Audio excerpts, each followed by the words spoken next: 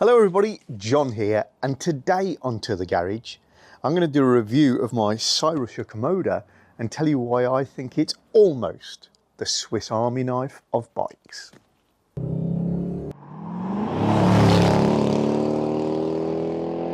Hi all! To the Garage is better known for doing reviews of cars and vans and how to make things related with those. But as many of you'll know, I am quite keen on my bicycles as well, and I own a few. And this is a Cyrusher Kommoda. It's an e-bike. It's my bike. I bought it. I've had it a little over a year, and I genuinely think it's brilliant. And I'm going to give you a full review of its features, but I just want to start off with this comment about it's almost the Swiss Army knife of bikes. And when we say a Swiss Army knife, we mean one tool that can help you out in almost any situation. And that's where I feel this bike does so well. There are faster, lighter, more expensive, better off-road bicycle, but this one really is the jack of all trades and does them all really well, except one. So some people will just want a commuter style bicycle, something that you can do short journeys on. This is fantastic. It's not intimidating, it's not delicate, it's easy to use. You can use it for all those sorts of journeys. Some people will want a shopper bicycle. I use mine a lot as an errands bike. So I go to my local villages, I use the post office, I go and do the shopping, and this does it all really well. It's a 20-inch wheeled bike, meaning that the rack can be relatively low, keeping loads lower and better balanced. The standard rack that it comes equipped with is super strong, and I have no issues whatsoever at plonking my sizable frame down on the bike rack where you'd normally only be carrying a little bit of luggage, and you know, it is taking all my weight. There is really no issue. It's a strong bike with good luggage capacity. Some people will want a bike, particularly an e-bike, go big distances that maybe they wouldn't have been able to cope without the E part of it. And this bike has a nominal 50-mile range. Obviously that hugely depends on how you use it and who you are, etc. But trust me, I've tested it, I'll talk about it later. It's definitely got a 50-mile range if you choose to do that. Some people want a bike for off-road use, a mountain bike if you like, and I use my bike for trail riding locally. I'm very lucky to live near a coast. I go over the dunes, down various local trails and tracks. I cross the sand on it, on the beach, the damper sand, it has to be said, where you've got a little bit more firmness.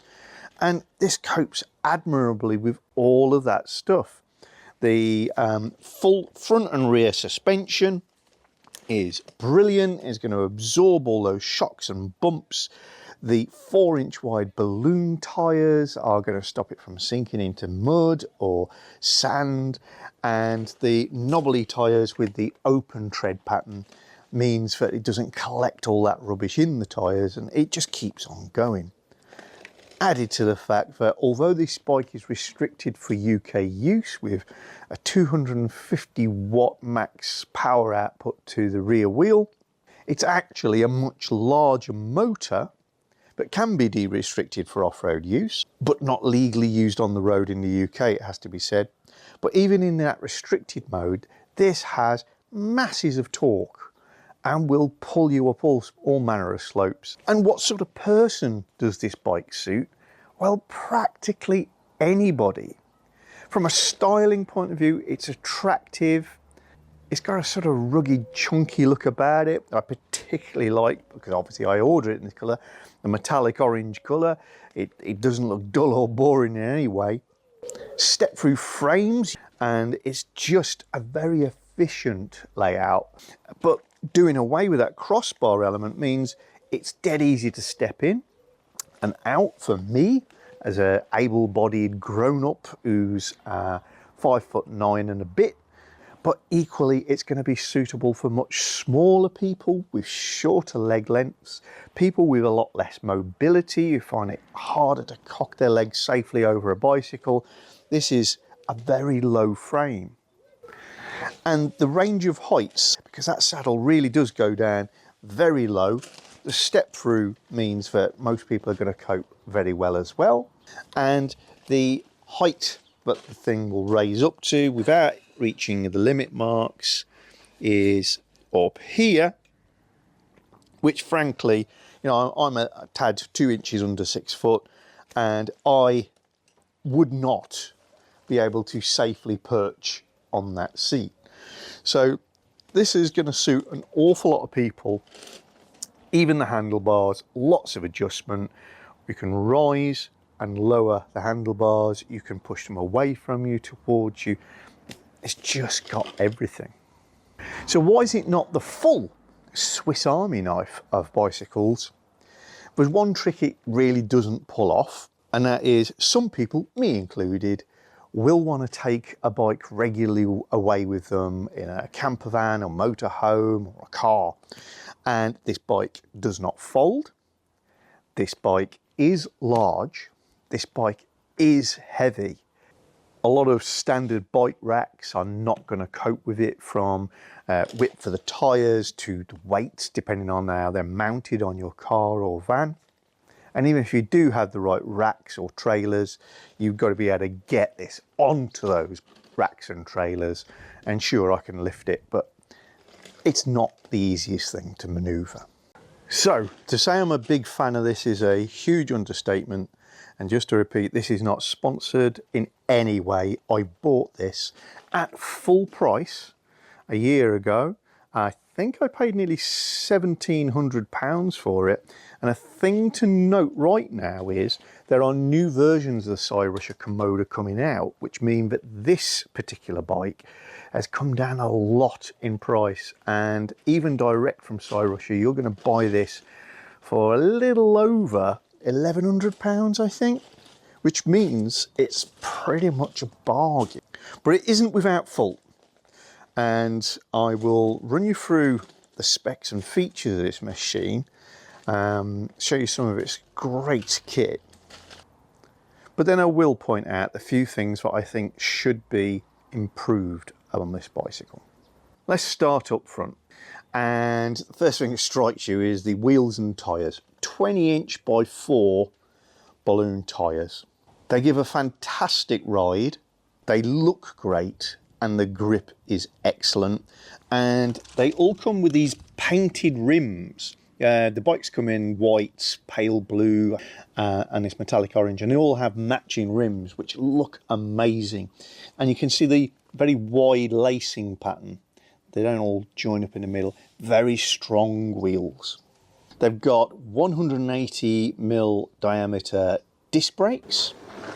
And the calipers on here are very effective, and they are Zoom calipers brand, and they are hydraulically operated, so very effective, and you're not constantly tinkering around with them to service them.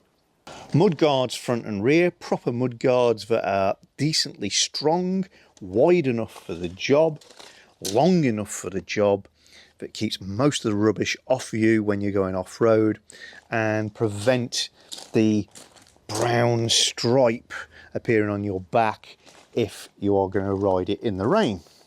Front forks and front suspension is provided by this double tube system. Looks very much like a motorcycle rather than a bicycle setup, where you'd normally have the double fork ending here and going to one single steerer tube.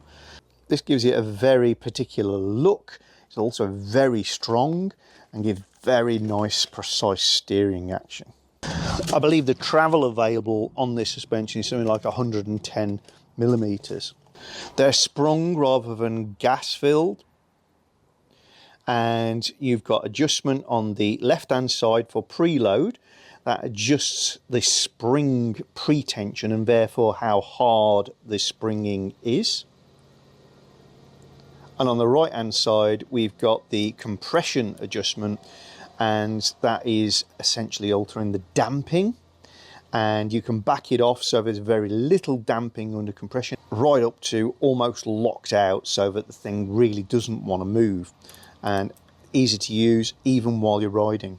And that's topped off with this great swan neck, which, as you can see, has an adjustable rake on it, and you can adjust this nice and precisely. It clamps back up into set detent position, so nothing's going to slip. Really rather lovely. The handlebars equally have plenty of rise here, meaning they can be loosened off and rotated and give you a great amount of adjustment. And again, it's all marked out so that you can find your right position and remember where it is.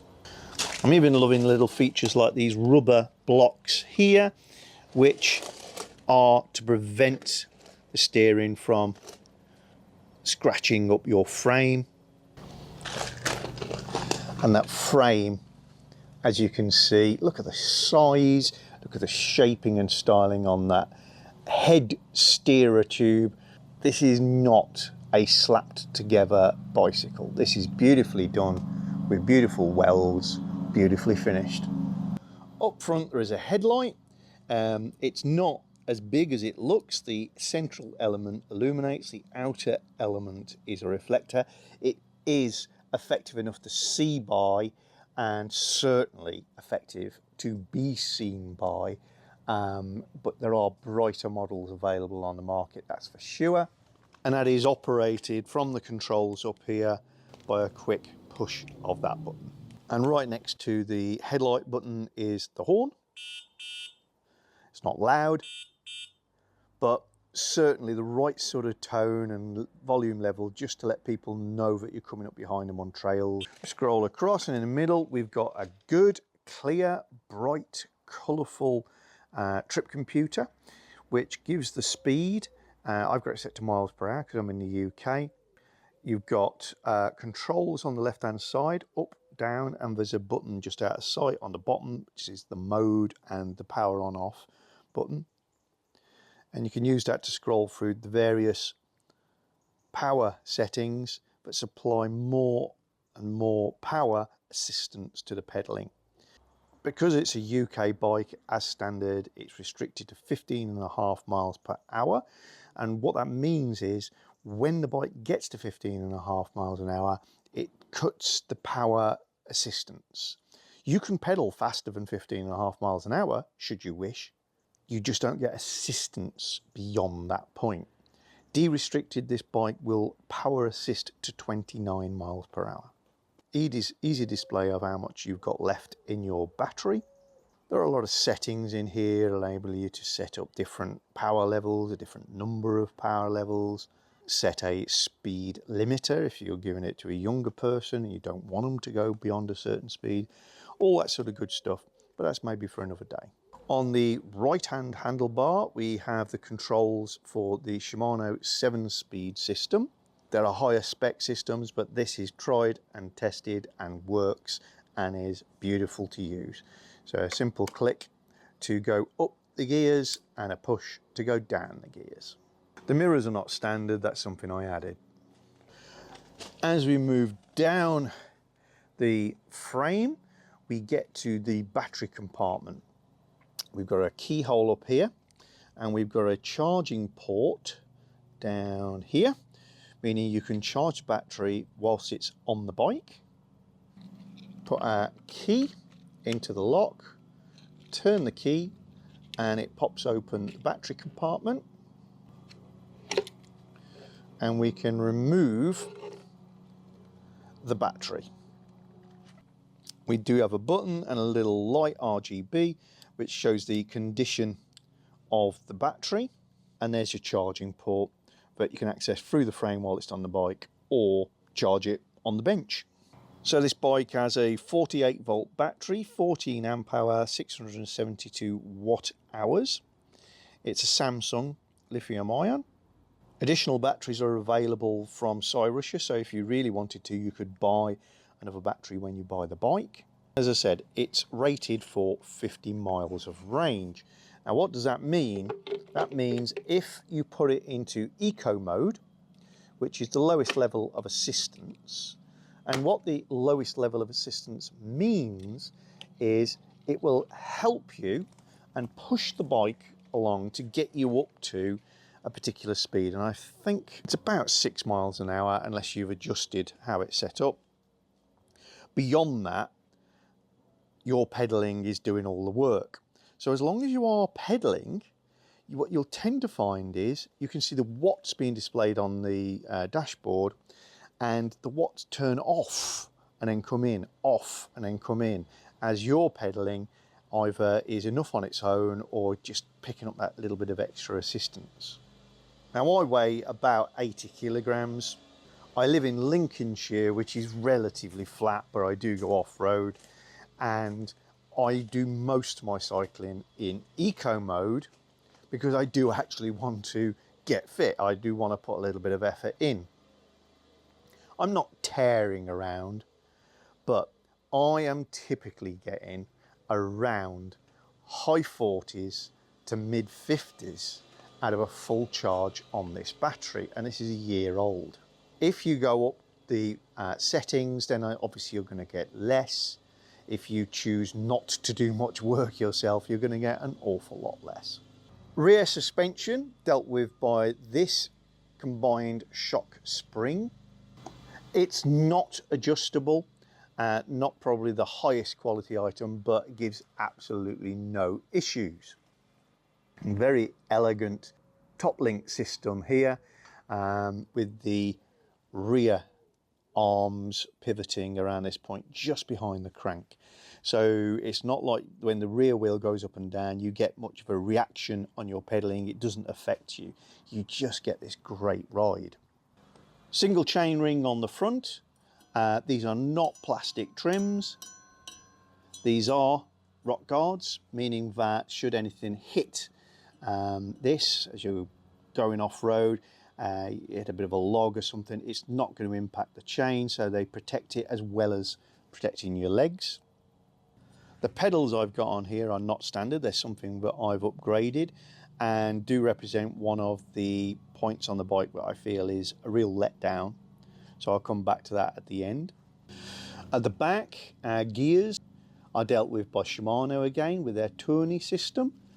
Again, not the highest of spec, but good quality stuff that will work and can be bought and replaced. Nice dropouts, machined pockets, meaning that everything's properly repairable. And then we've got that large rear motor, again with the Zoom disc brakes. The stand is properly engineered and mounted on the frame, and because this is a very heavy bike and most of the weight is towards the back, this is perfectly positioned. You never feel it's anything other than safe. At the back we have a combined light unit. When you put on your headlight, you also get that tail light. If I turn the front light off but then pull the brakes, then you will see it also has a brake light, which I think should be a legal requirement. The saddle is a nice quality item, not lightweight, it has to be said, but very comfortable gel saddle with a breather hole in the middle, properly stitched together rather than a molded foam cover, that has a degree of shock suspension mounting within it as well. Again, like the steering, it has adjustments with graduations so that you can adjust this, remember your numbers and get it right, and it's got reach and angle adjustment. So it comes pretty much out the box looking like that and feeling like that. The only accessories I've added to it are a decent quality bar end mirror. I got the Z-Fal version. These fold back, same as automotive mirrors, so if they do get knocked, they notch back into the correct positions very easily. Very nice. And of course I've added a lock, and I've got a chain lock. What comes with the bike is this toolkit, which includes the battery charger, And nice to see, supplied to the UK, so came with a UK plug, not an adapted one for elsewhere in the world, which is a pet peeve of mine. A pretty decent set of tools. Bear in mind, you only need probably 2 sizes of Allen key on this bike. They've given you a complete set, and they're not chocolate, they're decent. They're giving you a 15mm spanner, which is for the wheel nuts.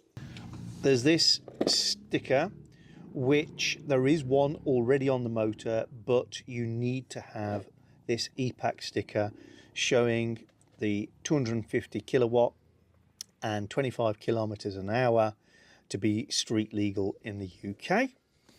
This bolt was holding the front forks together in the packaging, and this was protecting the rear derailleurs just pushed onto the wheel nut. It comes with, as we've mentioned, a thumb throttle, though it's not fitted. So you can fit this and use it so that the bike will push forward without you pedaling by just pressing on the thumb throttle. That's not legal on UK roads. That's why it's not fitted to the bike, but it's still included and it just plugs into the loom. And it even comes with a basic track pump. And no, it's not the highest quality thing in the world, but it came with it and it's usable, and I have used it. So pretty impressive. So John, you always say you give unbiased reviews, and you did say that there were things on this that weren't as good as they could be. What's that all about? Well, we'll start down here with the pedals. 2 things. One is more about personal choice and disappointment, and that is the bike comes with these.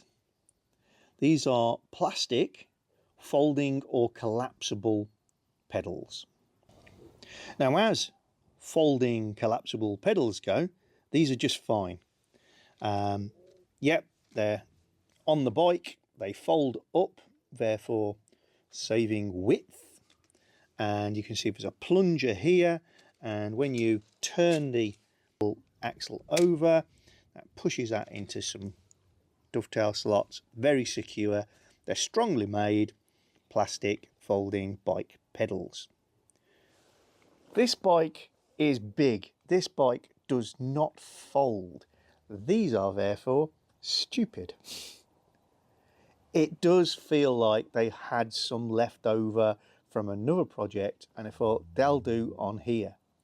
For me, also as an automotive engineer, I'm very aware of a thing called the A surfaces. So there's certain parts of a car, but if you're going to cut money, you don't cut money from the A surfaces. And these are the bits of the car that are very easy to see and always examined: the bonnet, the roof, around the door handle, because everybody looks at them all day, every day. And the quality of the materials and products used in that car should be never compromised on the steering wheel, the handbrake, the gear stick knob, the door handle, etc. Because again, that's the things you touch, and your feeling of quality is massively influenced by those. On a bicycle, it includes the pedals. I've upgraded these pedals, these Guage CNC'd alloy units. They're far more my preference and my taste.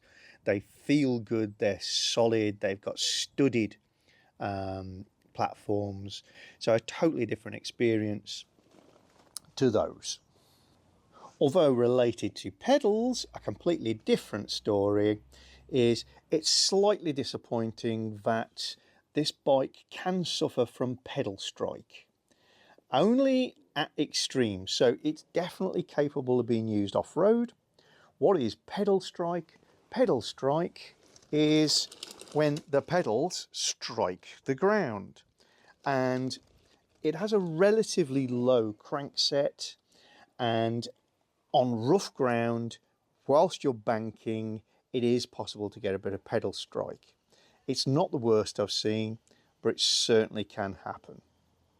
You compensate for it once you know about it by cornering with flat parallel cranks on fast and rough ground. But something that's just a minor niggle. Next issue is this bike really does need a taller top gear, so a smaller rear small cog or a slightly larger front cog. And the reason for that is the cadence or the pace that you're running your pedals at to keep up with the bike and make sure you're applying some additional force, that pace is just a little too high. And certainly if you're running this bike de-restricted, it's going to easily get to the point where you can't keep up with the bicycle, and therefore it's just an electric motorbike. So it does need a different gear cluster, and something that's addressable, and I will address it by reducing the size of this gear with a different cluster. However, it is very usable. The low gear is not really an issue. The higher gear, I think, is something that I hope the next version of the Cyrusher Kommoda will have addressed out of the box. And the final one for me, and it's more of a suggestion than criticism, is the bike has got this fully integrated lock-in system for the battery, meaning you use a proper key to remove it. So when this is locked up at the side of the road, nobody can take the battery out. I think it's a shame that they didn't also make it so that when you part this up and lock this up, you can turn the key to a certain position and it disables the electrics. So it gives you a dead bike. I think that would be a nice feature, but it's more of a suggestion than a criticism, if I'm honest. And then beyond that, the only criticism I'm going to level is that same issue that stops it being the complete Swiss Army knife of bicycles. This is heavy. I think it's hard to avoid for the spec that it's got. Once you start adding balloon tyres, a very large and powerful motor, a robust frame, twin steerer forks, it builds weight. But that does mean, but it is quite tricky to load onto a bike rack if that's what you need to do. Or if you need to lift the bike up, or you need to lift the bike up a few stairs because of where you live. It's not an easy bike to lift. 35 kilograms is not something that's going to stop most people lifting it a couple of steps. But if you're less able, that's going to present some real challenges. So there you have my Cyrusher Kommoda. Good looking, strong, fast, very comfortable, torquey, able to take big loads, well built. It's not going to fall apart. It's not going to disappoint anybody who gets one of these. It handles well. It's very secure and stable in use with very little in the way of flaws. Is it the best off-road bike? No. Is it the best road racer? No. Is it the best commuter? No. Is it the best for carrying around in the boot of your car? Definitely not. But it does everything so well, puts a proper smile on your face and looks fabulous. If you enjoyed this, guys, give us a thumbs up. I'd love to hear your comments on this bike, and I will see you all soon in another video. If you just go to Amazon/shop/to-the-garage, and I'll put that link in the description below so that you can just click on it. It takes you to a to-the-garage area of Amazon that is categorized into hand tools, power tools, gadgets and gizmos, things specifically the XK8, etc. that I've bought from Amazon over the years so that you can follow the same links and have a look, see how much those cost at the moment. Nice little feature. Thank you, Amazon. If you're enjoying our channel, then don't forget to subscribe and click the little bell icon so you get notifications of new videos.